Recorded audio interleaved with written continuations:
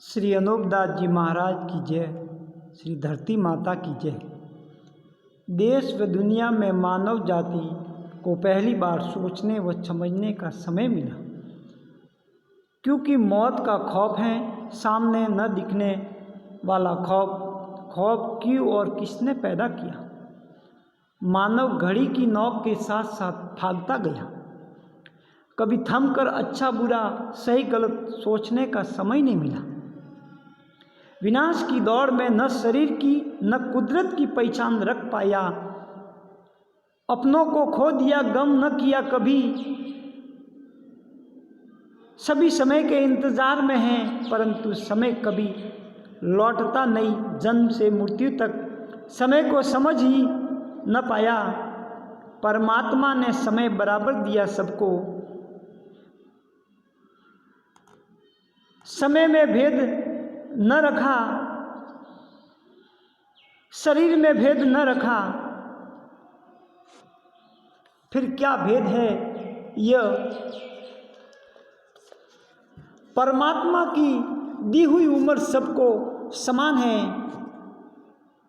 मानव को कौन डरा रहा है? किस बात का डर? डर के आगे देखो, डराने वाला नजर आएगा, मगर कुदरत के नियम से, कानून के नियम से नहीं। कानून से कुदरत के नियम नहीं चलते। कुदरत के नियम कुदरत संचालित करती हैं। कानून को इंसान बनाता है। कानून से इंसान पैदा नहीं होते। कानून रहे न रहे, कुदरत कला रहना जरूरी है।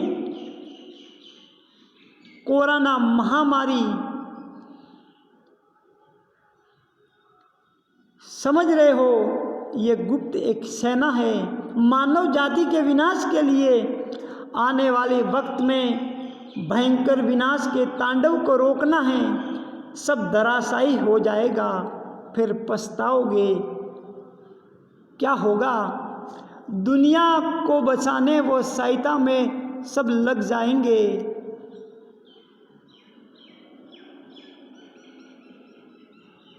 आगाह करना हमारा फर्ज है। ये विकास नहीं विनाश है। सामने मौत है सबके। परमात्मा की सुंदर बुद्धिवान रचना आप हो। कोई है आपके ऊपर नजर रख रहा है आपका विनाश देखने को, परंतु आप हो साथ होते हुए उसे आप न देख पाते हो। आप गौर नहीं करोगे, फिर कौन गौर करेगा? कुदरत को बचाने के लिए कुदरत की ऐसी पाक रचना है। झाड़ दरख्त ऐसे सती हैं जो कुदरत की पाक रचना है। आप धूप में खड़े रहते हैं, आपको साया फल फूल देते हैं। कैसी करनी वाले हैं ये झाड़ दरख्त। बेजुबान अनबोलों को काटा जा रहा है। देवताओं के नाम से कौन बचाएगा बेजुबानों को? सजीव निर्जीव के ऊपर जीवों की आहुतियां दे रहे हैं। क्यों काटते हो अनबोले को? क्या बिगाड़ा है आपका? उसने देवता कब कहता है कि हमें बकरा पाड़ा चढ़ाओ? कब कहने को आता है?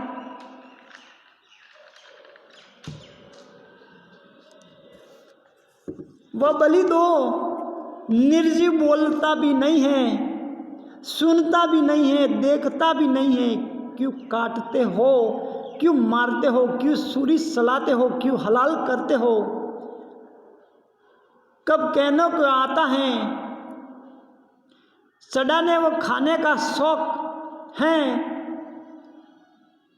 तो बकरा ले जाकर उसके गले में बांध दो, वो खा ले तो समझ लेना देवता हैं।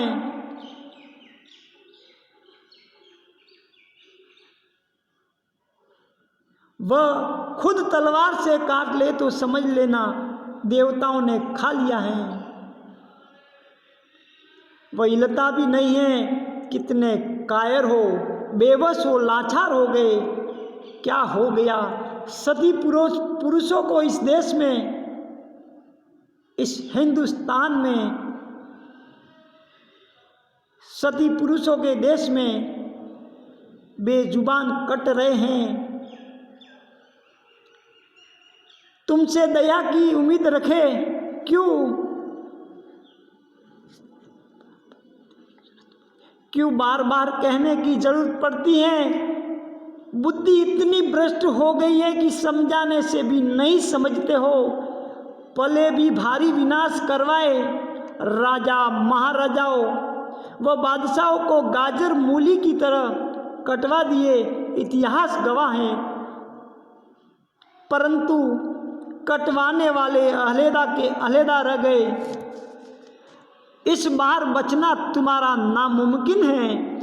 श्री जगत हितकारिणी जगत का भला करके ही रहेगी। आज भी तुम कटवा रहे हो हिंदू मुसलमान अंग्रेजों को, हिंदू मुस्लिम में नफरत की आग पैदा कर रहे हो। तुमने हिंदुओं को हिंदुओं से लड़वाया, मुस्लिमों को मुस्लिमों से लड़वाया।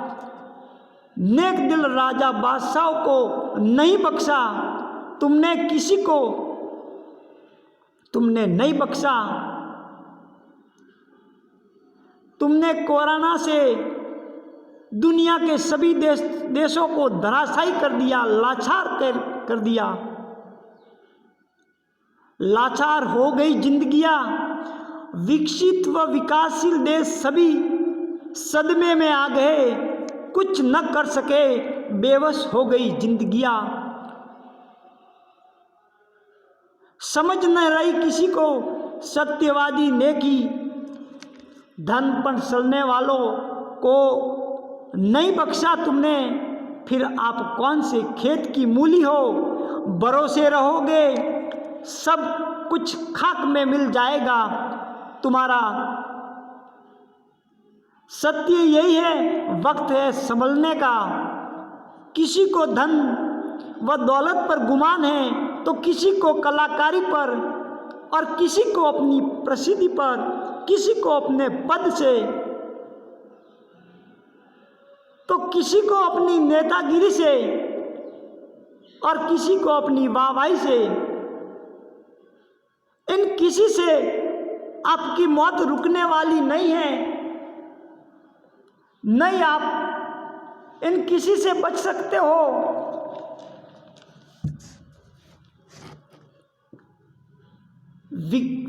विनाश का तांडव आज दुनिया में हो रहा है, खौफनाक। ये सब श्री अनोखदास जी महाराज ने श्री जगत हितकारिणी में लिखा है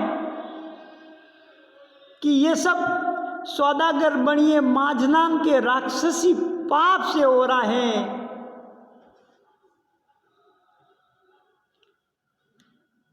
विकासशील देशों की, वो विकसित देशों की टेक्नोलॉजी कहाँ गई? जो न दिखने वाला जीव जिसका इलाज न खोज पाए, जब असुर शक्ति अपना असुर रूप दिखाएगी, कैसे बेहोश हो जाओगे? एक रूप के 100 रूप बनाएंगे, कैसे निपटोगे? और देखोगे रामायण व महाभारत व कई पौराणिक कथाओं में क्यों दिखाई हैं ऐसी असुरी शक्तियाँ। करोड़ों कहानियाँ व ग्रंथों में भी लिखा है, क्यों आज भी दिखाई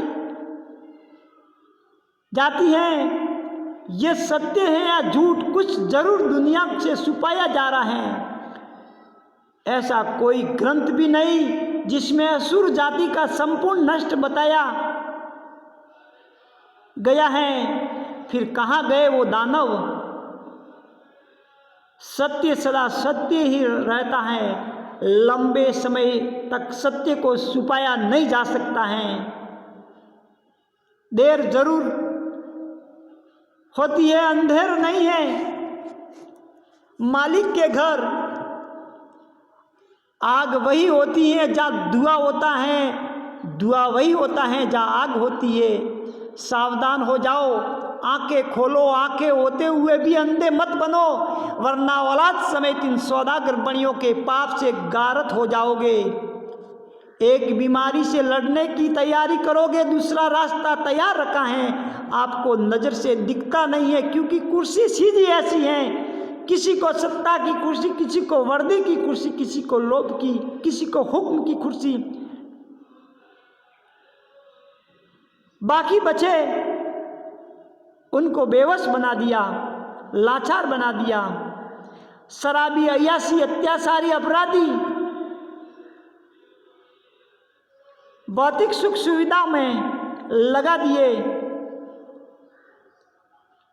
इसमें आपका दोष नहीं, आपको दोषी बनाया गया है। साजिश के तहत आपको दोषी बनाने वाले आपके नज़रों के सामने आपकी मदद कर रहे हैं, सहायता करते हैं, आपके लिए मसीहा बनते हैं। एक तरफ पेट की भूख के खातिर मनुष्य अपराधी व हिंसक बन गया, दूसरी ओर किसान खून पसीने की कमाई कर सबके लिए अन्न उगाता है। भूखा प्यासा कप कपाती ठंड में अन्न पैदा करता है। अन्नदाता है, कौन पूछता है अन्नदाता को? अन्नदाता की फसल के भाव और कोई करता है? दूसरा भाव अन्नदाता की फसल का क्यों तय करे? उनको क्या मालूम कितनी मेहनत लगी, कितना खर्चा लगा, कितनी तकलीफ उठाई, ठंडी में कितना ओला पड़ा। सोचा कभी बाढ़ आए या सूखा पड़े, किसान नहीं तो दर्द क्या जाने।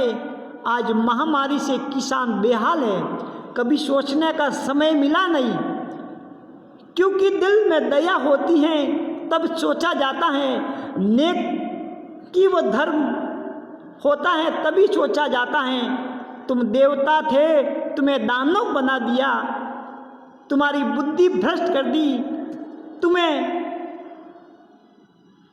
शाकाहारी से मांसाहारी बना दिया, तुम्हें मांस खाना सिखा दिया गया, जीवों की हत्या तुम्हारे से करवाई गई, तुम्हें मांस खिलाया गया। साजिश के तहत तुम देवता थे, तुम सती पुरुष थे, ऐसा तुम्हें भ्रष्ट बना दिया जिससे दूसरे जीवों की पहचान तो क्या, तुमको अपने शरीर की पहचान नहीं रही। परमात्मा की पहचान करो, वह परमात्मा के बनाए हुए नियम की पहचान करो, तभी संसार का भला हो सकता है। वरना ये सौदागर महाजन बनियों राक्षसी पाप से सबको गारत कर देंगे। आज संसार में विनाश हो रहा है, ये प्राकृतिक आपदा नहीं परमात्मा कर रहा है, क्योंकि परमात्मा के नियम पाक है। जिस तरह मनुष्य, पशु, पक्षी, जीवाजून, पंखेरु, झाड़, वनस्पति अपने अपने बीज से पैदा होते हैं, ये सब आप, हम और सब संसार देख रहा है अपनी अपनी आंखों से। यही तो संसार के जीवाजून व संसार का आवागमन है। हर बीज, मनुष्य, जानवर, पंखेरु, पशु सब अपनी अपनी उम्र पाके मरते थे। कोई कच्ची उम्र में नहीं मरता था, पूरी उम्र पाके बूढ़े जईद होकर मरते थे। ऐसी पाक रचना बनाई परमात्मा ने। उस परमात्मा ने सबको सुख दिया है, दुख किसी को नहीं दिया है। सुख देने में परमात्मा ने कोई कमी बाकी नहीं रखी, सभी के लिए कुदरत के एक समान नियम बनाए सबके लिए। फिर ये दूसरा रास्ता उम्र पूरी होने का अकस्मात क्यों, वो किसने लाया? जो अकस्मात आता है वो कुदरत के नियमों का खंडन कर कुदरत का विनाश कर रहा है। ये कौन सा जिन है जो परमात्मा के ऊपर थोप रहा है क्योंकि परमात्मा एक है, दो या तीन नहीं। फिर ये कुदरत के नियम कौन तोड़ रहा है? प्राकृतिक आपदा कहना आपकी नासमझी व बुद्धिहीनता का प्रमाण है। परमात्मा सर्वश्रेष्ठ हैं, उसकी पाक रचना साजिश के तहत बिगाड़ी जा रही है। उसकी रचना को खुर्द-बुर्द किया जा रहा है। वर्तमान में जो विनाश हो रहा है ये रावण की तरह चलाया हुआ है, क्योंकि रावण ने मैं व मौत को राक्षसी पाप से कब्जे में कर ली थी। रावण ने गुप्त लंका बनाई थी, रत्नागर सागर के ऊपर लंका शहर बसाया था, वह स्वर्ग नर्क बनाया था, वह 84 लाख कुंडिया राग लहू की बनाई थी। 84 लाख कुंडियों के ऊपर 84 लाख जीवाजुनों को कल्पाता था, वह दुख दिलाता था, वह जिंदा जीवों की आहुतियाँ देता था, और लंका मैं किसी को नहीं जाने देता था। जाने के वास्ते चाहता तो पानी में डुबो देता था। रावण के पाप से संसार का बुरा होता था। रावण दुनिया के नाम का पाप कराता था, जिससे दुनिया की अक्ल खराब हो गई थी, जिससे अच्छे व बुरे की पहचान नहीं रही थी कि बुरा काम है या अच्छा, पहचान किसी को नहीं थी। रावण ने पूरी दुनिया में त्राई त्राई मचाई दी थी। दुनिया परमात्मा के भरोसे बैठी थी कि ये सब विनाश नाना प्रकार का हो रहा है, ये सब मालिक कर रहा है, क्योंकि दुनिया रावण के पाप से भूल गई थी। परमात्मा वह कुदरत के नियम रावण ने भुला दिए थे। रावण दुनिया दिखाऊ धर्मात्मा बना हुआ था, क्योंकि वह धर्म पुण्य करता था, वह भक्ति करता था। जब उसके पाप की खबर शनिश्चर जी महाराज को हुई और शनिश्चर जी महाराज ने संसार को वाकिफ किया कि ये सब संसार में हो रहा है, ये सब रावण के पाप से विनाश हो रहा है। जब दुनिया के राजा महाराजा वो रैयत को बड़ा भारी अफसोस हुआ कि हम परमेश्वर के भरोसे भूले थे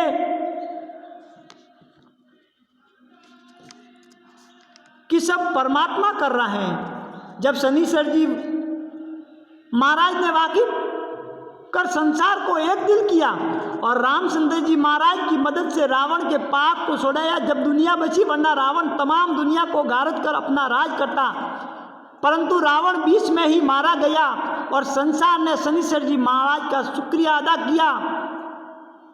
उसके बाद हिरण्याकंश राजा ने भी रावण की तरह राक्षसी पाप चलाया था। वह मैं वो मौत को कब्जे में की थी। जैसे रावण ने पाप चलाया था, वैसा हिरण्याकंश राजा ने भी चलाया था। हिरण्याकंश राजा के पाप की खबर श्री नरसिंह जी महाराज को हुई, जब उन्होंने भी संसार को वाकिफ किया और संसार को एक दिल किया और एक दिल होकर संसार ने हिरण्याकंश के पाप को छुड़ाया। जब दुनिया बची, उसके बाद कंस राजा ने ये राक्षसी पाप चलाया। कंस राजा ने भी मैं वो मौत को कब्जे में की थी। उन्होंने भी रावण की तरह पाप चलाया था। जब कंस राजा के पाप की खबर श्री कृष्ण जी महाराज को हुई, जब संसार को वाकिफ किया और एक दिल होकर संसार ने कंस राजा के पाप को छुड़ाया, जब दुनिया बची, उसके बाद कारून बादशाह ने यह राक्षसी पाप चलाया था। रावण की तरह कारून बादशाह ने भी मैं वो मौत को कब्जे में कर ली थी। कारून बादशाह के पाप की खबर गुरु नानक देव को हुई, जब गुरु नानक देव ने संसार को वाकिफ किया और संसार ने एक दिल होकर कारून बादशाह के पाप को छुड़ाया, जब दुनिया बची, वरना कारून बादशाह भी रावण वगैरह की तरह अपना राज करता।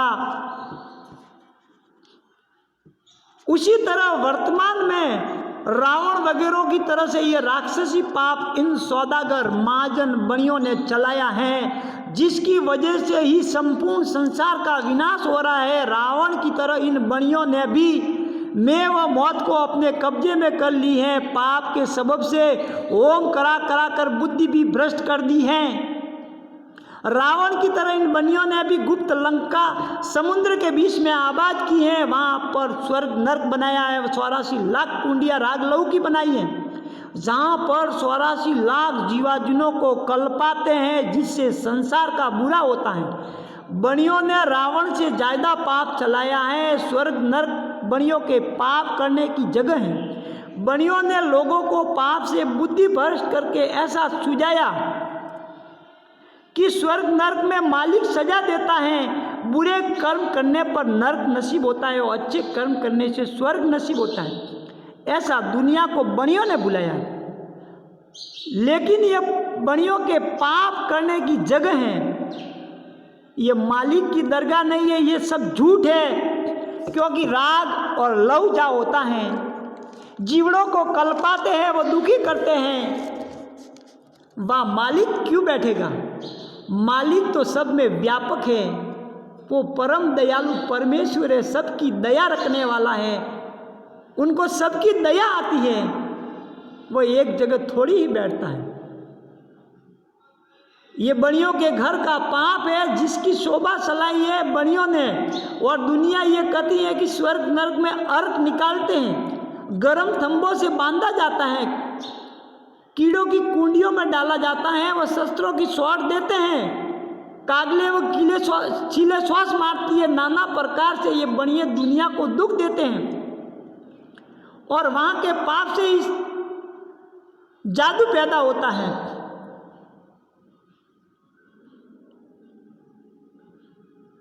जिसकी वजह से संसार में आज नाना प्रकार की बीमारी, कच्ची उम्र में मरना, बाप के पहले बेटे का मरना, बे औलाद का रहना, भूकंप का आना, तूफान का आना, महामारी फैलना, प्लेग, कैंसर, हैजा वगैरह नाना प्रकार की बीमारियों का आना, हिंदू मुसलमानों के आपस में लड़ना, भाई भाई में लड़ना, पति पत्नी में झगड़ा, बाप बेटे में झगड़ा, इंसान के शरीर में अनगिनत बीमारियों का होना, ये सब बणियों के पाप से हो रहा है। आदमी की उम्र 60 साल हो जाती है, लेकिन उसका वजन 60 किलो नहीं होता है। पहले ऐसे महापुरुष और ऐसे योद्धा थे जो 100 किलो वजन लेके लड़ते थे, अपने साथ हथियार रखते थे। आज आदमी का वजन नहीं है। 60-65 साल की उम्र में तो आधी से अधिक जनसंख्या खत्म हो जाती है। ये सब बणियों के पाप से हो रहा है। मेरे भाइयों, समझने की कोशिश करो। बणियों ने भी रावण की तरह अपने भाई बेटे को पाप कराने के लिए दिल्ली मंडल से खर्च देकर भेजा है। वो वहाँ पर दुनिया के नाम का पाप कराते हैं। जैसे बणिये हुक्म लिख भेजते हैं, वैसा ही है। वहाँ पर रहने वाले दुनिया के नाम का पाप कराते हैं, क्योंकि हिंदुस्तान के बनियों के वे नौकर हैं। पाप कराने वाले वहीं पर रहते हैं, दुनिया के नाम का पाप कराते हैं। हिंदुस्तानी बनिए उसको खर्च मुकर्रर भेजते हैं, क्योंकि पाप कराने में करोड़ों रुपए खर्च होता है। ये सब हिंदुस्तानी बनियों का होता है, जिससे संसार का बहुत बुरा होता है। गुप्त लंका पर कोई नहीं जा सकता है, और जाता है तो जादू सालों से डुबो देता है। दुनिया ये नहीं समझती है कि बणियों के पाप करने की जगह है। आज दुनिया के वैज्ञानिक व शोधकर्ता के लिए यह एक रहस्य बना हुआ है कि अटलांटिक महासागर में 700 किलोमीटर के दायरे में क्या शक्ति है, जिसकी वजह से वहाँ पर जहाज, हवाई जहाज, पनडुब्बी, नावें वगैरह कोई नहीं जा सकता है, और जाता है तो भंवर में पड़कर गायब हो जाती है।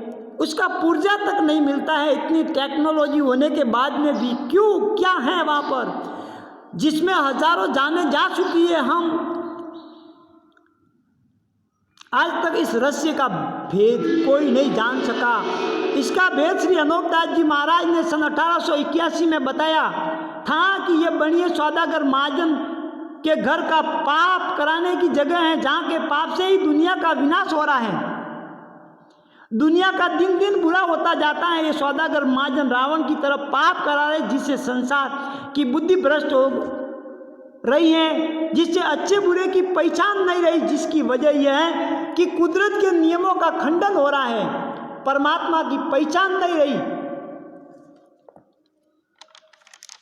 ये रावण की तरह सौदागर महाजन बणिये बेईमान आज दुनिया दिखाऊ सौखार बने हुए,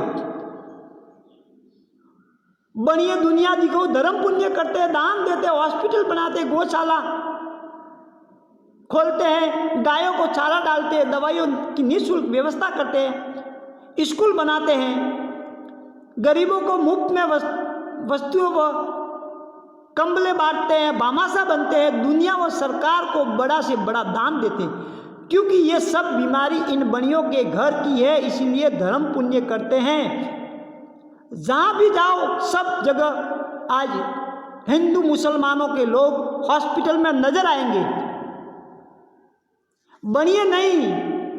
क्यों? श्री अनोपदास जी महाराज ने कहा है कि ये अपने गुप्त पाप को छुपाने के लिए दुनिया की नजरों में सेठ साहूकार बने हुए हैं। श्री अनोपदास जी महाराज ने कहा है कि इनका बाहरी रूप को न देखे, यह दिखावा है, सल है रावण की तरह, और आपको परमात्मा की पहचान नहीं रही। आपको परमात्मा की पहचान करनी है। जिस तरह आदमी जिंदा है उसी तरह जमीन माता भी जिंदा है। श्री अनोपदास जी महाराज ने शनिश्चर जी की तरह इन बनियों सौदागरों के माजनान के पाप को पकड़ा है। श्री अनोपदास जी महाराज ने श्री जगत हितकारणी पुस्तक में लिखा है कि यह सब संसार एक दिल होकर मेरा कहना मानो और इन बनियों के राक्षसी पाप को एक दिल होकर छोड़ाओगे, जब तुम्हारी औलाद बचेगी। श्री अनोपदास जी महाराज ने कहा है, अपना अपना फर्ज जान के इस काम को करो, जिससे संसार का भला होवे और सबको सुख प्राप्त होवे। आगे से आगे जाहिर करो इन काफिरों को, यही सबसे बड़ा पुण्य है। जब जगत माता धरती माता बचेगी तो उसके समस्त जीवाजीव सुख पाए।